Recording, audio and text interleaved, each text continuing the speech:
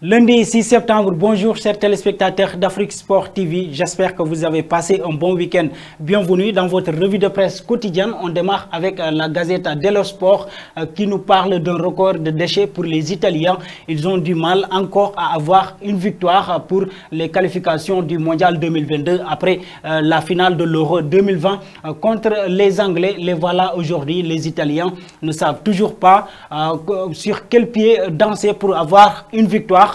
Comme l'a dit Tuto Sport aussi ce matin, un record c'est bien, c'est quelque chose de bien, mais il va falloir gagner des matchs s'ils veulent se qualifier pour le Mondial 2022. Et c'est comme ça que Capello l'a dit aussi, il va falloir oublier le trophée du championnat européen pour pouvoir se concentrer sur les qualifications du Mondial s'ils veulent aller au Qatar. C'est comme ça que Tuto Sport l'a titré ce matin.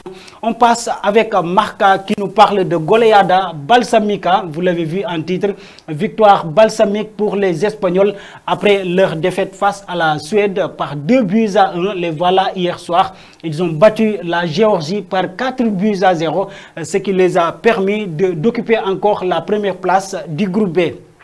On passe avec AS, toujours en Espagne, mais cette fois-ci pour parler de Borchono mondial, comme l'a écrit le journal ce matin, qui parle du match Brésil-Argentine qui devait avoir hier, mais avec les services sanitaires, ils ont interrompu le match qui devait opposer le Brésil à l'Argentine parce que d'après eux, 4 des joueurs ont participé à ce match avec de fausses formulaires, ce qui n'est pas conforme avec les services sanitaires. C'est pour cela que le match a été interrompu à la 5e minute.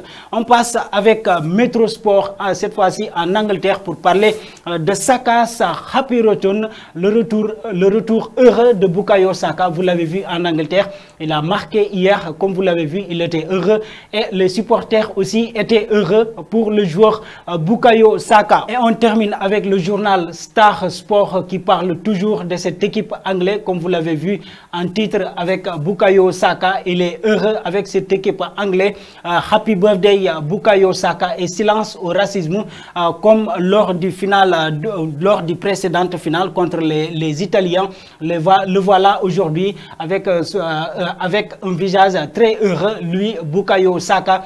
Donc on peut dire que le festival continue avec cette équipe anglaise parce qu'ils ont battu le match précédent par 4-0. Hier aussi 4-0 face à Andorre. Donc les hommes de Southgate fait bien le travail comme il le faut avec cette équipe, cette formation anglaise, et vous l'avez vu avec leurs supporters qui continuent à leur applaudir, à féliciter les joueurs et à les encourager pour dire non au racisme du côté de l'Angleterre. Voilà, chers amis téléspectateurs d'Afrique Sport TV, ce qui met fin à cette revue de presse. Mais avant de vous quitter, que pensez-vous du tenant de titre, les Italiens, qui n'arrivent toujours pas à avoir une victoire après la finale de l'Euro 2020? Merci et au revoir.